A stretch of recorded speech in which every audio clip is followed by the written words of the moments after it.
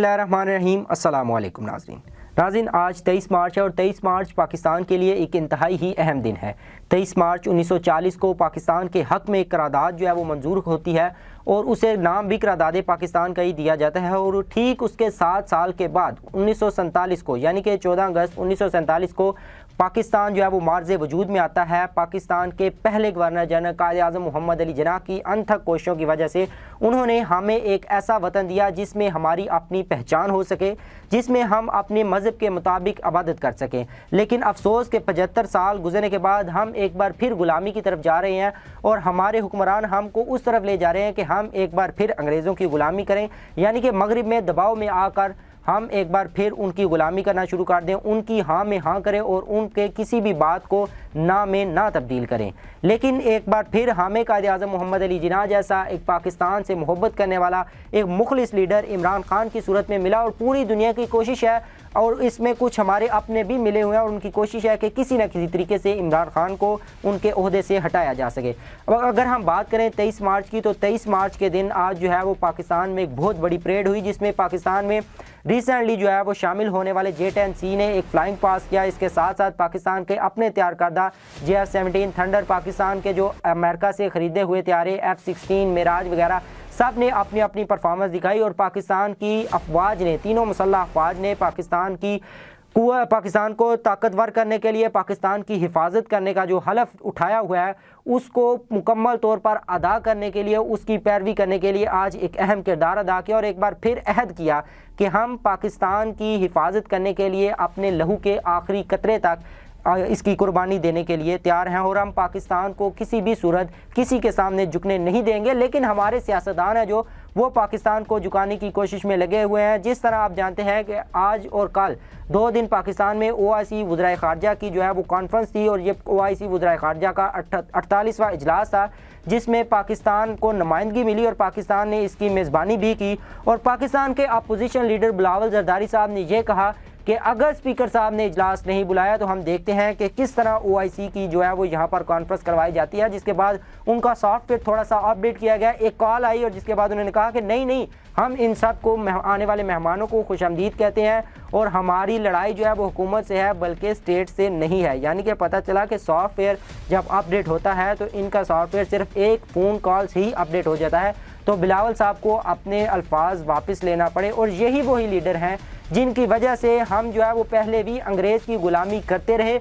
और आज़ादी के बाद इन जैसे लीडर हम पर मुसल्लत हुए और एक बार फिर हमें अंग्रेज़ों की मगरिब की जो है वो गुलामी करने पर मजबूर कर रहे हैं। लेकिन इमरान खान साहब पाकिस्तान के मुखलिस दिलेर वज़ीर आज़म पाकिस्तानी आवाम को कभी झुकने नहीं देंगे। वो अमेरिका जैसी सुपर पावर को एब्सोल्युटली नॉट कहते हैं, यूरोपीय यूनियन को आड़े हाथों लेते हैं और बताते हैं कि हम एक आज़ाद रियासत हैं। क्या आप इसी तरह के ख़त हिंदुस्तान को लिख सकते हैं? जिस पर पाकिस्तान के प्राइम मिनिस्टर को हटाने के लिए पूरा मगरिब इस वक्त अनथक कोशिश कर रहा है कि किसी न किसी तरीके से इस बंदे को पाकिस्तान की वजारत उज़्मा के ओहदे से हटाया जाए और पाकिस्तान का सरबराह है जो इसको किसी न किसी तरीके से ख़त्म किया जाए और एक ऐसा कठपुतली लाया जाए जो कि बिलावल भुट्टो ज़रदारी जैसा हो या नवाज शरीफ या उनके भाई शहबाज शरीफ जैसा हो, जो अमेरिका के सामने यस सर करता रहे, कोई भी अमेरिका के सामने नो सर ना कहे। आज का दिन पाकिस्तान के लिए इंतहाई अहम दिन था, लेकिन इसमें बहुत सारे और वाक़यात ने जन्म लिया, जिनमें एक जो है वो चीफ जस्टिस ऑफ पाकिस्तान को एक सीनियर तरीन जज जो है काजी फायद ईसा साहब, उन्होंने ख़त लिखा और उसमें शिकवा किया कि जो लार्जर बेंच तश्कील दिया गया है सदारती रेफरेंस की तशरीह के लिए,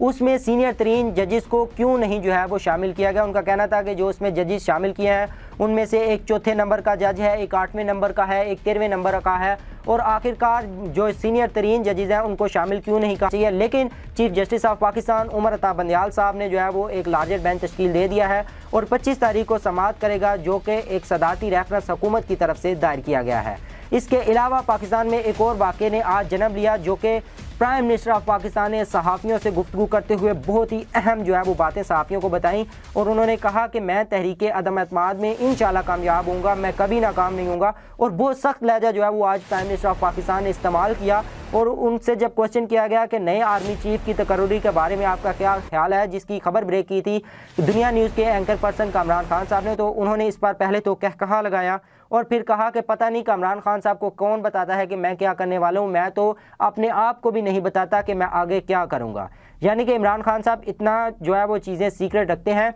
और उनसे पूछा गया कि आप अगर इस्तीफ़ा दे दें, आप ही एक पार्टी के एक मेंबर ने कहा है कि अगर prime minister of Pakistan in house तब्दीली ले आए, अपनी पार्टी में से है किसी और बंदे को जो है वो प्राइम मिनिस्टर के लिए नामजद कर दें, तो इस तरह आपकी हुकूमत तो बच जाएगी। तो प्राइम मिनिस्टर ऑफ पाकिस्तान ने कहा कि मैं किसी भी सूरत इस्तीफ़ा नहीं दूंगा, अगर मेरी हुकूमत जाती है तो जाए मैं सड़कों पर आऊँगा, मैं आवाम और अदालतों से ये जंग लड़ूंगा, और मैं आवाम के पास जब गया तो मैं बहुत बड़ी जो है वो इंकशाफ भी करूँगा और बताऊँगा कि किस तरीके से मुझे जो है वो हुकूमत से निकाला गया। और उन्होंने कहा कि ये तो तरीके अदम एतमाद वाले दिन पता चलेगा कि मैं इस्तीफ़ा देता हूँ या कोई और इस्तीफ़ा देता है। तो जो कोई और इस्तीफ़ा देने वाली उन्होंने बात की, तो ये बहुत बड़ी शख्सियात की तरफ उन्होंने जो है वो इशारे किए। अब पता नहीं तरीके अदम एतमाद वाले दिन प्राइम मिनिस्टर ऑफ पाकिस्तान के खिलाफ तरीके अदम एतमाद कामयाब होती है या नाकाम होती है, या फिर किसी और बंदे को इस्तीफ़ा देना पड़ेगा। ये बहुत बड़ा मसला होगा पाकिस्तान के लिए, और इससे पाकिस्तान की सालमियत को भी ख़तरा होगा। और क्या हो सकता है कि पाकिस्तान में जमहूरियत का तसलसल जो गुज़श्ता 2 हुकूमतों से, और ये तीसरी हुकूमत है जो जमहूरियत के तसलसल में चल रही है, कहीं इसको ब्रेक ना ला जाए,